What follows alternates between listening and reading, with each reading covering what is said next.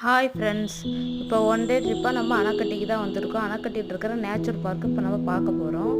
உள்ள நிறைய மரங்கள் வித்தியாசமாக இருக்குது, பார்க்க நல்லா இருக்குது.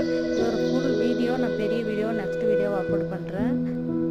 நம்ம சேனல் அப்படியே சப்போர்ட் பண்ணுங்கள், சப்ஸ்கிரைப் பண்ணி பாருங்கள் ஃப்ரெண்ட்ஸ்.